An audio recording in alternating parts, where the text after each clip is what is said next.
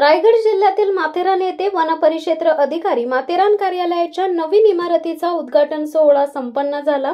या प्रसंगी रायगड जिल्ह्यातील सर्वांगीण विकासाकरिता नागाव ग्रामपंचायत व महाराष्ट्र राज्य वन विभाग यांच्यात नागाव समुद्र किनाऱ्याला ब्ल्यू फ्लॅग मानांकन मिळवून देण्यासाठी एक महत्त्वपूर्ण सामंजस्य करार करण्यात आला।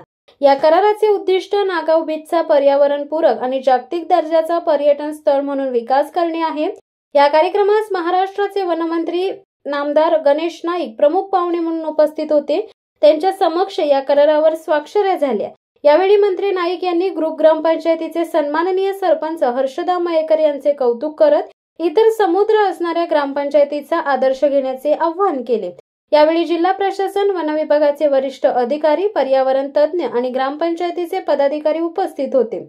ब्ल्यू फ्लॅग ही आंतरराष्ट्रीय स्तरावर मान्यता मिळवणारी एक प्रतिष्ठेची सन्मान चिन्ह आहे, जी समुद्र किनाऱ्याच्या स्वच्छतेसह पर्यावरणीय दर्जा, पायाभूत सुविधा व सुरक्षिततेच्या निकषांवर आधारित असते। वनमंत्री गणेश नाईक यांनी या प्रसंगी सांगितले, नागाव समुद्र किनाऱ्याचा विकास हा राज्याच्या पर्यटन धोरणाचा एक भाग आहे। ब्ल्यू फ्लॅग प्रमाणपत्र प्राप्त होणे म्हणजे जागतिक दर्जाच्या पर्यावरणपूरक पर्यटनाची दिशा आपल्याकडे येते आहे। नागाव ग्रामपंचायतीच्या सरपंच हर्षदा मयेकर यांनी या उपक्रमाचे स्वागत करत सांगितले, हा करार आमच्या किनाऱ्याच्या शाश्वत विकासासाठी एक नवे दालन उघडतोय। स्थानिक युवकांना रोजगाराच्या संधी उपलब्ध होतील आणि आमचे गाव पर्यटन नकाशावर वेगळ्या ओळखीने उभे राहील।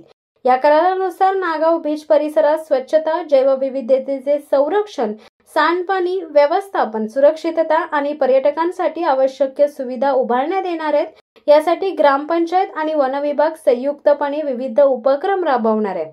उपवनसंरक्षक राहुल पाटील यांनी वन विभागाचे नागाव ग्रामपंचायतीच्या ब्ल्यू फ्लॅग सर्टिफिकेट मिळवण्याच्या उपक्रमाला संपूर्ण पाठिंबा आहे असे संबोधित करत सामंजस्य कराराबाबत विश्वास व्यक्त केला। विशेष म्हणजे संपूर्ण भारतात फक्त 13 समुद्र किनाऱ्याला ब्ल्यू फ्लॅग प्रमाणपत्र आहे आणि जर नागाव समुद्र किनाऱ्याला हे प्रमाणपत्र प्राप्त झाल्यास देशातील 14वा आणि महाराष्ट्रात पहिला समुद्र किनारा ठरणार आहे। यामुळे रायगडच्या शिरपेचात मानाचा तुरा रोवून रायगड जिल्ह्याचे महत्त्व अधिक वाढणार आहे।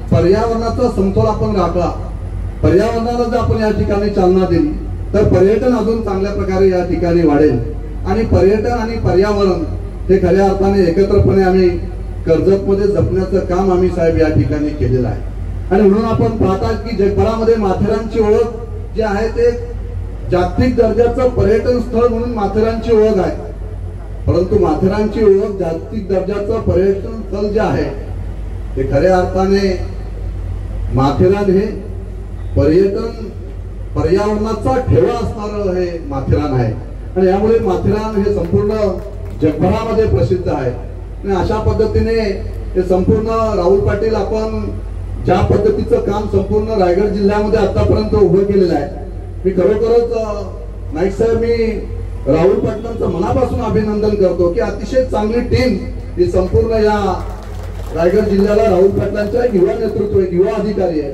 अतिशय एक स्वच्छ असं विजन ठेवून काम करणारं हे नेतृत्व आहे।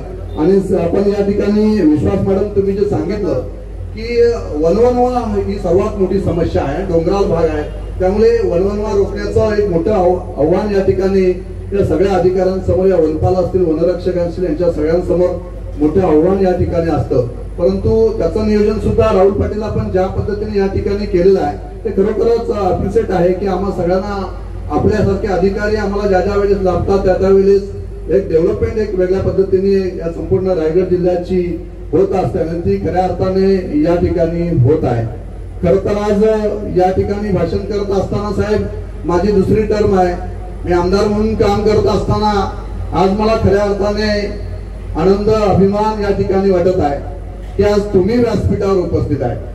तुमची माझी जर राजकीय हिस्ट्री आणि सामाजिक कार्याची जर मी आपल्या समोर उभा जो आहे उपस्थित असणाऱ्या सगळ्यांना या ठिकाणी आवर्जून या ठिकाणी सांगतो की नाईक साहेब या ठिकाणी उपस्थित आहेत आणि ते आमचं महत् भाग्य आहे की मी या मतदारसंघाचा आमदार म्हणून जो आपल्या समोर उभा आहे, मी एक संघर्षातून उभा असणारा हा युवक आहे। मी माझी सामाजिक परिस्थिती, राजकीय परिस्थिती काम करत असताना त्यावेळेस या ठिकाणी सांगेन की वयाचा 22 वर्षाचा असताना त्यावेळेस मी रिलायन्स मध्ये साहेब जॉबसाठी आपल्या माध्यमातून त्या ठिकाणी अशोक पोळेकर आपलं नेतृत्व काम पाहत होते आणि त्या माध्यमातून युनियनच्या माध्यमातून मी त्या ठिकाणी रिलायन्सला जॉईन झालो. खंडू पाटील हे माझे काका, ते आपले युनियन लीडर होते आणि या सगळ्यांच्या माध्यमातून सुनील घोडत आपण उपस्थित आहात सारेजण या ठिकाणी. मी त्यावेळेस जी माझी सुरुवात त्या ठिकाणी सामाजिक कार्याची त्या ठिकाणी केली आणि खऱ्या अर्थाने कामगारांवर अन्याय होऊ नये म्हणून त्यांचं नेतृत्व साहेब त्या ठिकाणी केलं.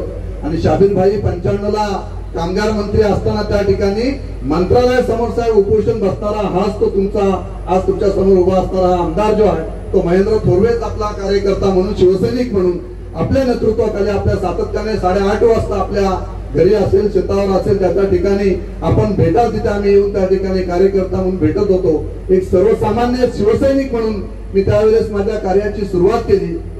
बाळासाहेबांनी त्यावेळेस असणाऱ्या शाबीर भाईंना, कामगार मंत्र्यांना आदेश केला की शिवसैनिक उपोषणला बसले, जाऊन त्या ठिकाणी त्यांना भेट द्या. शाबीर भाई आम्हाला उपोषण त्या ठिकाणी भेट द्यायला आले आणि त्यांनी आमचं उपोषण त्या ठिकाणी सोडवलं.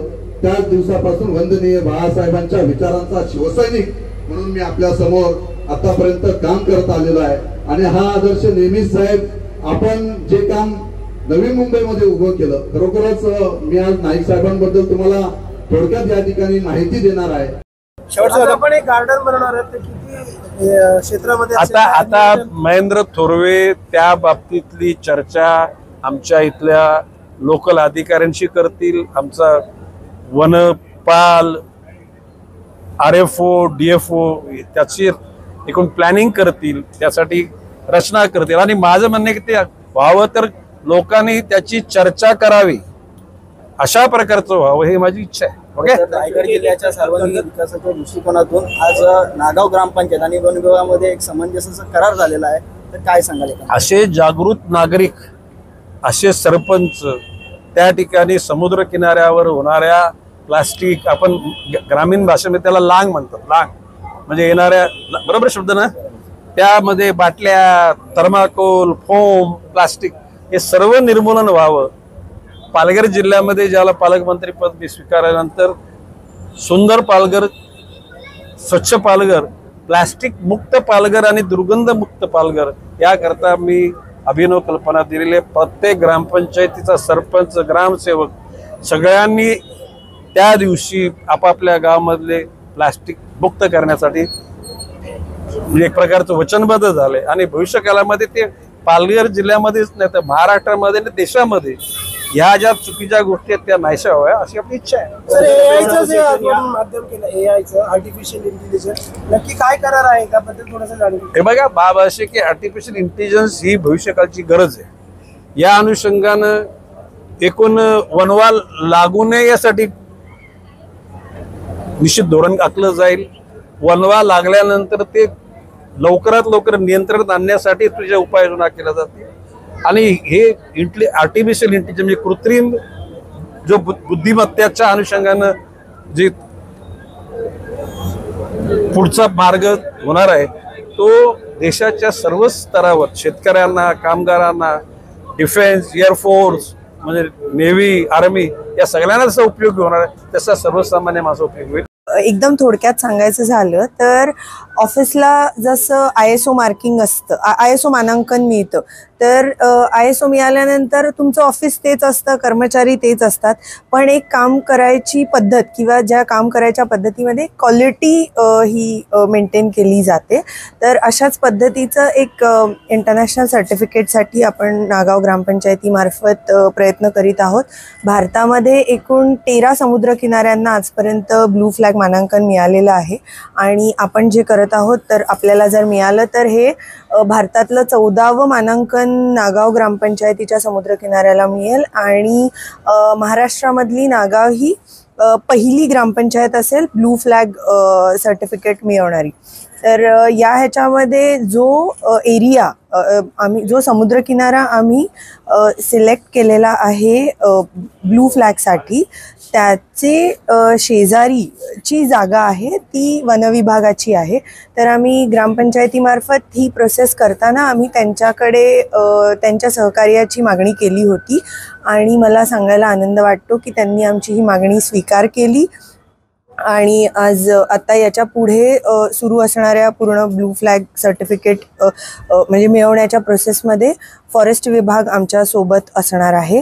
या सोबतच आपण हे सगळं करीत असताना DOT म्हणजे टुरिझम डिपार्टमेंटकडून सुद्धा आपल्याला या गोष्टीसाठीचं फंडिंग किंवा त्यांच्याकडून पण पुढाकार या गोष्टीसाठी घेतला जात आहे. शिवसत्ता टाइम्ससाठी संदेश साळुंके, नेरळ. दे धडक बेधडक वृत्त देणाऱ्या आपल्या शिवसत्ता टाइम्स न्यूज चॅनलला लाल बटन दाबून सबस्क्राईब करा आणि बेल आयकॉनला क्लिक करायला विसरू नका.